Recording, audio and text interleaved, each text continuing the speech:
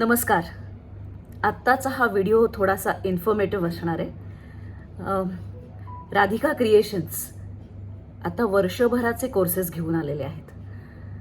नेमके काय काय नेमकं होणार आहे या वर्कशॉप्समध्ये याबद्दल थोडीशी माहिती आहे. त्याचबरोबर आम्ही वयोगट जे ठेवलेलं आहे ते 5 ते 15, तर ते 5 ते 15च काय आहे याहीबद्दल मी थोडीशी माहिती देणार आहे आणि ती देणं फारच आवश्यक आहे, कारण त्या संदर्भातच खूप फोन आणि मेसेजेस येतात.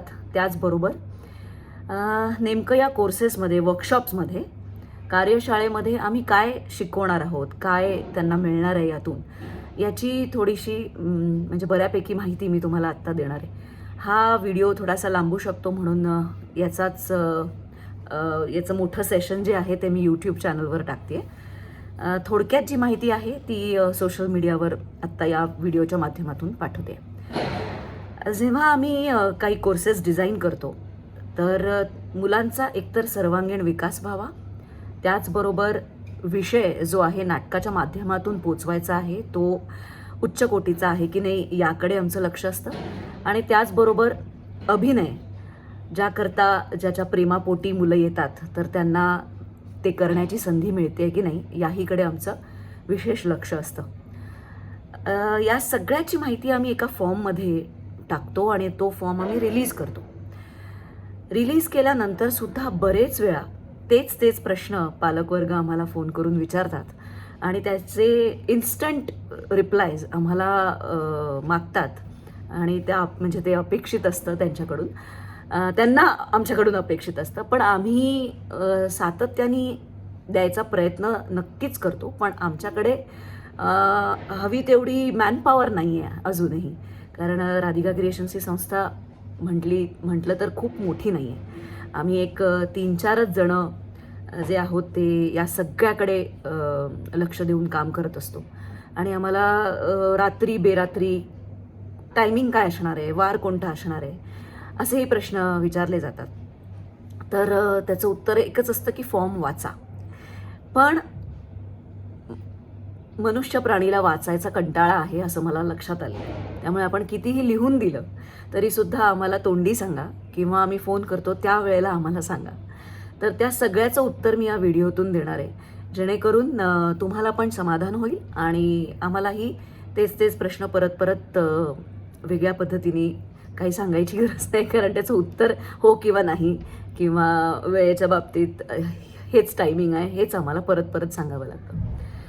तर 3 कोर्सेस यावेळेला डिझाईन केलेले आहेत राधिका क्रिएशन्सनी आणि वयोगट त्याचं 5 ते 15 आहे. ते का आहे आणि या सगळ्याची माहिती मी यूट्यूबवरच सांगणार आहे. पण नेमके ते 3 कोर्सेस कोणते आहेत? एक आहे राजे शिवबा बालमहानाट्य. छत्रपती शिवाजी महाराजांचा गौरवशाली इतिहास, त्यांचं कर्तृत्व, त्यांचं नेतृत्व, त्यांचं हिंदुत्व आणि आपलं त्यामुळे अस्तित्व, या सगळ्याची एक कॅप्सूल्ड म्हटलं तर माहिती पट नाटक असं आम्ही सादर करतो. त्यात मुलांना काय शिकायला मिळतं, तर जे शिवाजी महाराजांकडे होतं त्याचा थेंब जरी मिळाला प्रत्येकाला तरीसुद्धा बरंच मिळवलं असं ठरेल. विषय शिवबाचा आहे, म्हणजे राजे शिवबांचा आहे, म्हणजेच छत्रपती शिवाजी महाराजांचा आहे. ते आपले लाडके आराध्य दैवतच आहेत, आमचे राजे आहेत, आपले राजे आहेत. तर लाडाने आम्ही त्यांना शिवबा म्हणतो, कारण जिजाऊ माता त्यांना त्यांच्या बालपणी शिवबा हाक मारायच्या आणि त्यातूनच त्यांच्या बालपणावर आणि त्यांच्या त्या काळातल्या संस्कारांवर आणि संस्कृतीवर आधारित हे नाटक आहे. प्रत्येकाचं बालपण, मग तुमचं असो, माझं असो, कोणाचंही असो, ते कधीही आपल्याला सोडून जात नाही. कठीण समयी किंवा आनंदाच्या दिवसाला सुद्धा आपल्याला बालपण हे नक्कीच आठवतं. ते क्षण जे होऊन गेलेत आपल्या आयुष्यात किंवा ज्यांच्यामुळे आपण आज असे आहोत हे आपण कधीच विसरत नाही. तर तसंच काहीसं महाराजांचं पण असावं ही आमची काल्पनिक धारणा आहे आणि त्याच्यावरच आधारित हे नाटक आहे, ज्यामध्ये जिजामातांचं संगोपन, त्याचबरोबर त्यांची लढवय्या वृत्ती, त्यांचं सबंध नियोजन आणि प्रयोजन या सगळ्याची थोडक्यात पण अतिशय रंजक पद्धतीनं माहिती राजे शिवबामध्ये मुलांना मिळते. आता हे तर पालकांना अतिशय आवडतं, म्हणून हे पालकांना काय आवडतं ते मी तुम्हाला आधी सांगितलं. पण त्याचबरोबर तलवारी, ढाल, नंतर घोडे आणि लढाई ही मुलांना आवडते. त्याचबरोबर शौर्य गाथा सांगताना दुर्जनांचा नाश आणि सज्जनांचा विजय ही काय म्हणतात तर एक मेजवानीच असते मुलांसाठी. या गोष्टी मुलांना प्रचंड आवडतात. मुलांनाच कशाला, आज आपल्यालाही आवडतात, अजूनही आपल्याला आवडतात. तर राजे शिवबा हे आम्ही यावर्षी राधिका क्रिएशन्सचे classes Bhandarkar Road Research Institute आहे ना, तिथे एक टाटा हॉल आहे, तिथे आम्ही दर शुक्रवारी संध्याकाळी घेणार आहोत. बऱ्याच लोकांचं म्हणणं होतं की बाणेर साईडला आहे, पुण्याच्या त्या साईडला आहे, आम्ही या साईडला राहतो, तर तुम्ही इकडच्या लोकांसाठी, इकडच्या मुलांसाठी काहीतरी नेहमी का घेऊन येत नाही, फक्त उन्हाळी शिबिरच का ठेवता.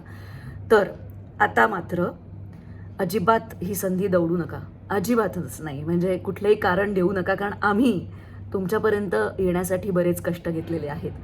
तर तुम्ही सुद्धा थोडंसं एक पाऊल पुढे टाका आणि मुलांना या अतिशय उत्तम, आगळ्या वेगळ्या आणि मला असं वाटतं भारतात राजे शिवबा हा विषय घेऊन, त्यांचं बालपण घेऊन, लहान मुलांना घेऊन एवढ्या मोठ्या महानाट्याच्या माध्यमातून लोकांपर्यंत प्रस्तुत होण्याचं कार्य फक्त राधिका क्रिएशन्स करतं आहे. तेही हिंदीत करतं आहे. याचं कारण, त्याची कारणं आहेत वेगळी, तर त्याबद्दल मी कधीतरी नंतर बोलीनच. मात्र हिंदी आहे आणि मुलांना आमच्यापर्यंत सुपूर्त करा, आमच्याकडे पाठवा आणि 6 महिन्यांनी गंमत बघा, जेव्हा फेब्रुवारीमध्ये याचा प्रयोग होईल. त्यानंतर बोधरस श्रीकृष्ण हे आमचं लाडकं प्रोजेक्ट आहे आणि खास करून माझं वैयक्तिक मला विचाराल तर खूप असं 3 वर्ष झाले राहून गेलेलं प्रोजेक्ट आहे. त्यामुळे ते यावर्षी मी पूर्ण करणारच आहे.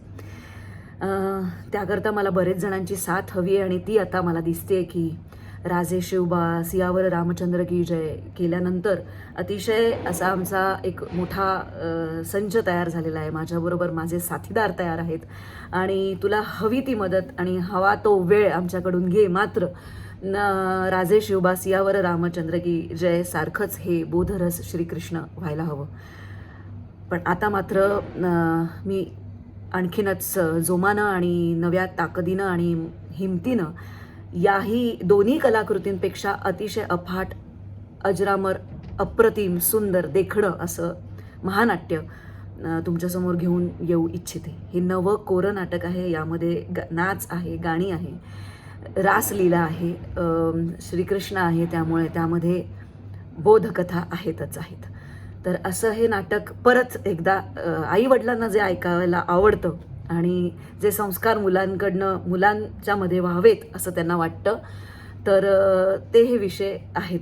राजे शिवबा म्हणा, बोधरस श्रीकृष्ण म्हणा, तुमचं काम सोपं झालेलं आहे आणि मुलांना मात्र आपला जाज्वल्य इतिहास नाटकाच्या माध्यमातून मी पोचवते आहे, आम्ही पोचवतो आहोत रादर. तर त्यात मजाच काहीतरी वेगळी आहे. यात 75 मुलं परत असणार आहेत आणि गरजच आहे संहितेची. तर तसं ऑडिशन्स तिथल्या तिथेच जेव्हा तुम्ही स्वतः ॲडमिशन घ्याल तेव्हा होईल. मुलांना आता 75 मुलं म्हणजे आमच्या मुलाचं यावेळेला तर मला एका पालकांनी विचारलं की स्टेज प्रेझेन्स किती असेल. युजली आम्ही जेव्हा फिल्ममध्ये काम करतो तेव्हा मला सांगितलं जातं की राधिका तुझा फिल्मचा प्रेझेन्स जो आहे तो स्क्रीन प्रेझेन्स तो 4 मिनटं आहे, 3 मिनटं आहे. तर मी त्यातही आनंद मानते, कारण आपण काय आपल्याला गॉडफादर नाही आणि आपण कुठल्या त्या एका कंपूत नाही आहोत की आपल्याला मोठं काम मिळेल. हळूहळूच आपण एक पायरी पुढे जायचं आहे. 3 मिनटं तर 3 मिनटंच आहे.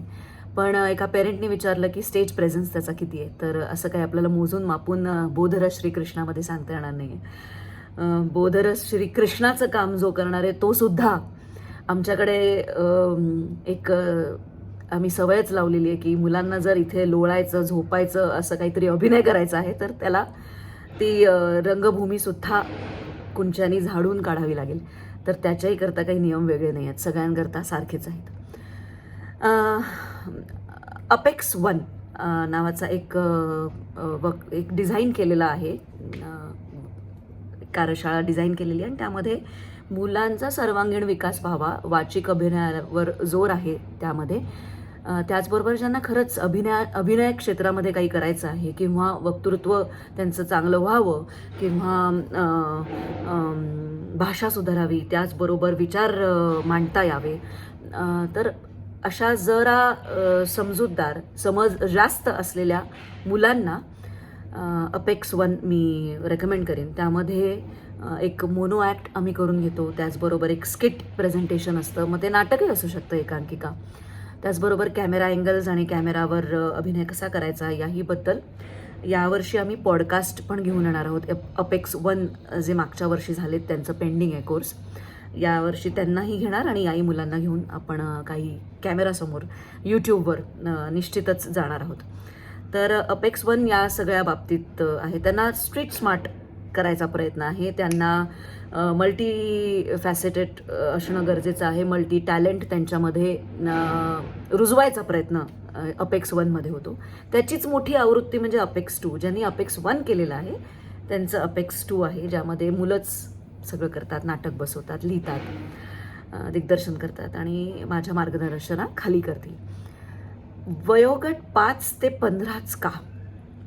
आता हा जो प्रश्न आहे त्याचं मी तुम्हाला सविस्तर यूट्यूबच्या माध्यमातून देणार आहे, कारण असा हा प्रश्न कमी आणि समस्या जास्त तयार होते हा प्रश्न विचारल्यानंतर. तर त्याचं उत्तर मी तुम्हाला यूट्यूबवर देणार आहे. पण मला खात्री आहे की आता तुमच्या सगळ्या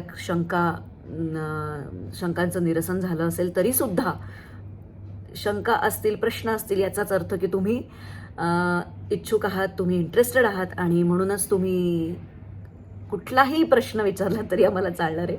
मात्र हा व्हिडिओ बघा आणि मग आमच्याशी संपर्क साधा, जेणेकरून तुम्हाला ओव्हरऑल काय होणार आहे याची बऱ्यापैकी माहिती मिळेल.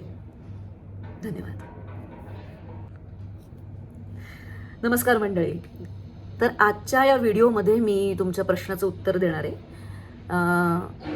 वयोगट 5 ते 15 असं आम्ही निवडलेलं आहे बालनाट्य सादरीकरणासाठी. त्यामध्ये भाग घेणारी मुलं ही 5 ते 15 वयोगटातली असली पाहिजे.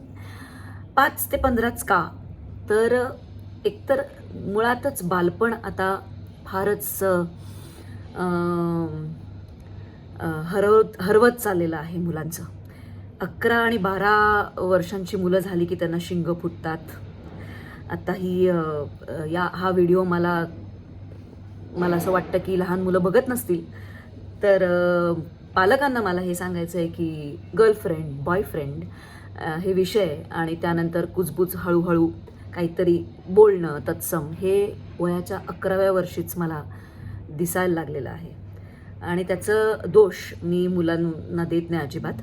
याचं कारण असं आहे की त्यांना प्रसारमाध्यमातून जे दिसतं, जे ऐकू येतं आणि त्याचबरोबर समाजात होणारे जे नको ते बदल होत आहेत, तर त्यामुळे कुतूहलापोटी का असे ना, पण हे विषय 11व्या वर्षीच किंबहुना त्याही पेक्षा लहानच वय जे असतं त्याच्यात आम्हाला ऐकायला बघायला मिळत आहे.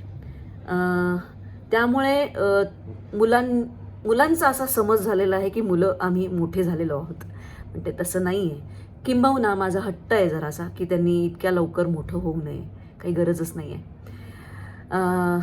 पण हा समाज बदल आहे आणि ह्यावर आपण हवं तितका म्हणजे आळा घालू नाही शकत, एकटीने नाही करू शकत ते काम. तरीसुद्धा आमचे विषय नाटकाचे, त्याचबरोबर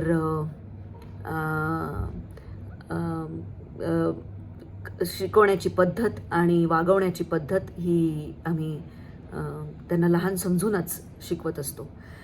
मग 11पर्यंतच का नाही ठेवत तुम्ही? 15चा हट्ट का?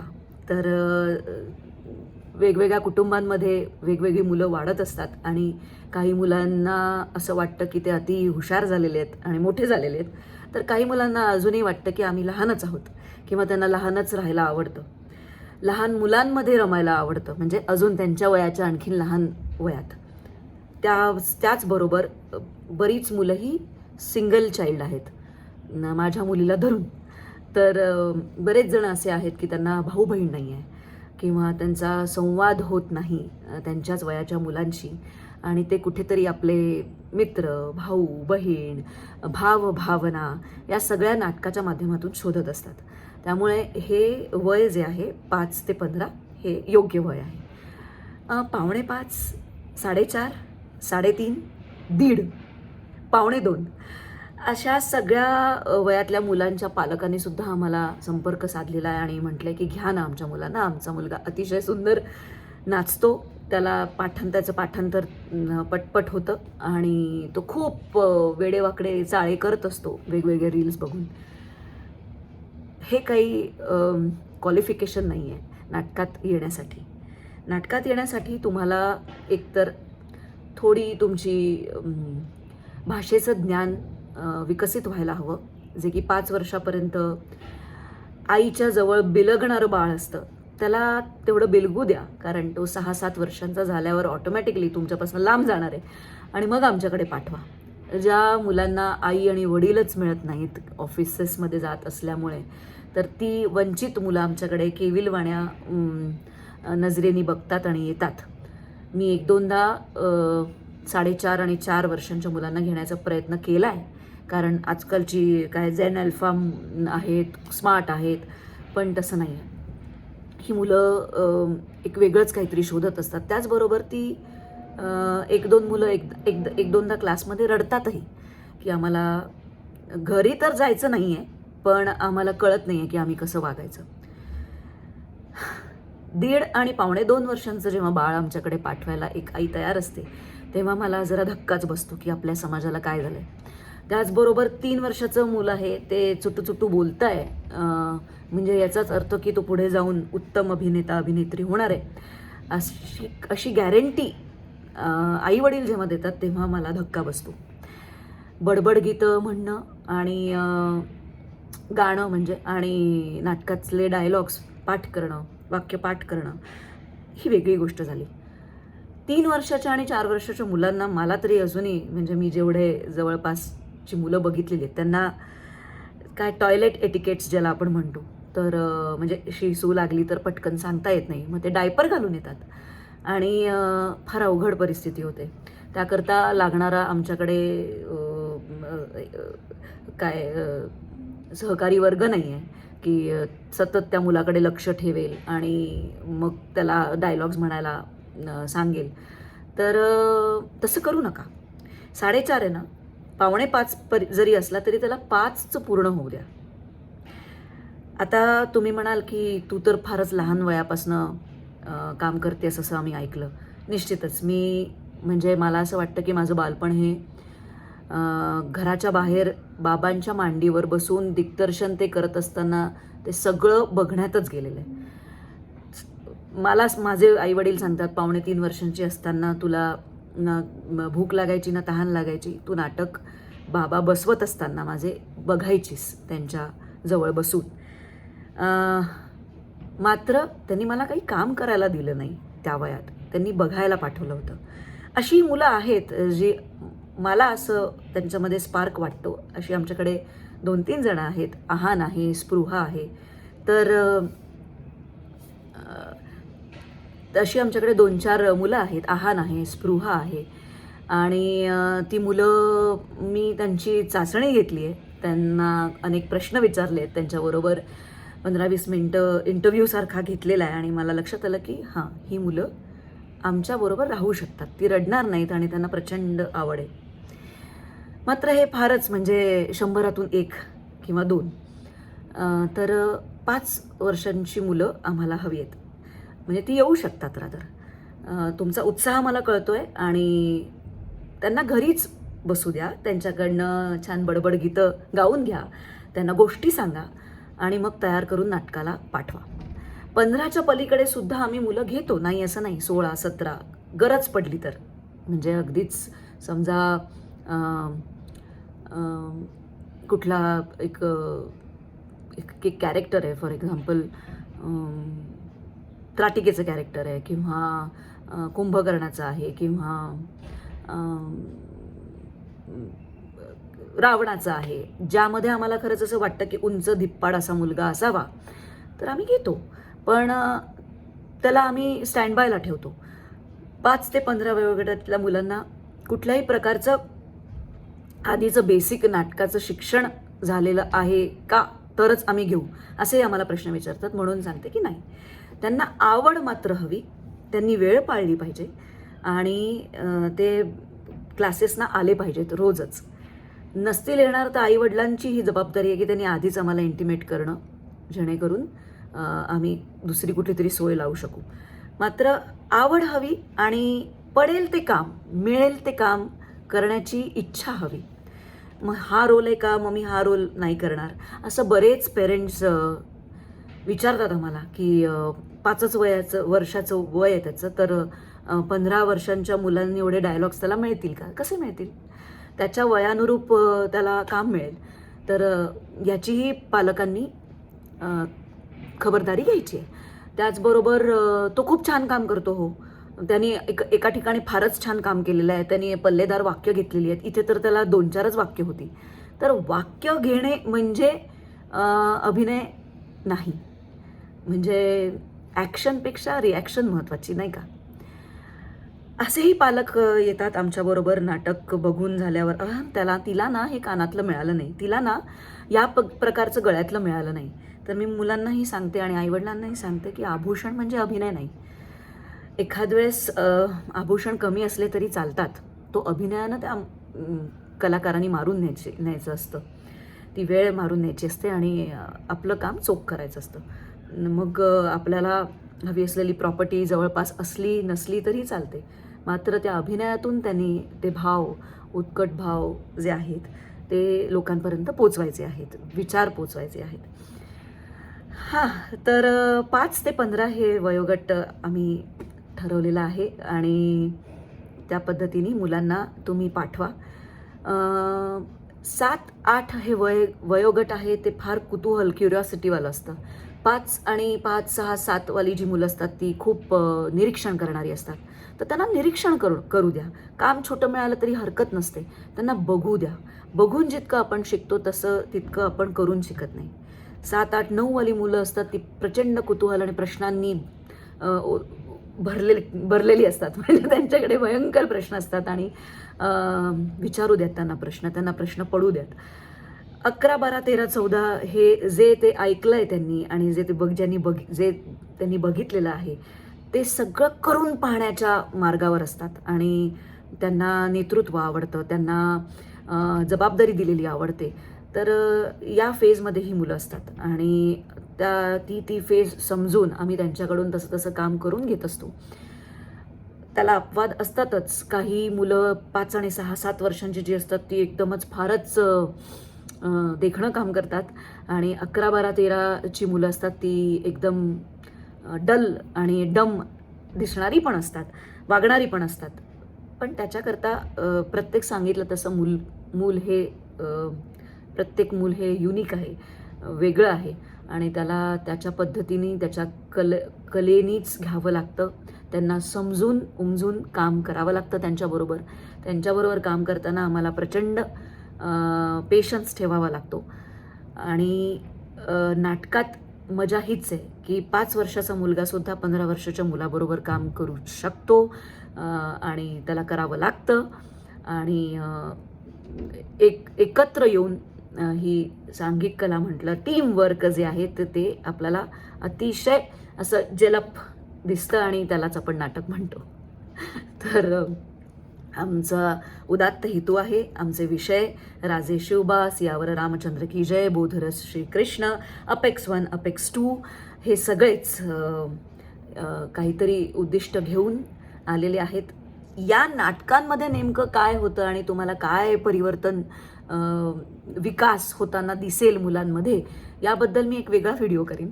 पण आत्ता तुर्तास एवढंच की मुलांना आमच्याकडे पाठवा. फक्त अट एवढीच आहे वयाची, आणि त्याचबरोबर त्यांना आवड हवी आणि तालमींना येण्याची जबाबदारी आईवडिलांनी उचलायला हवी. धन्यवाद.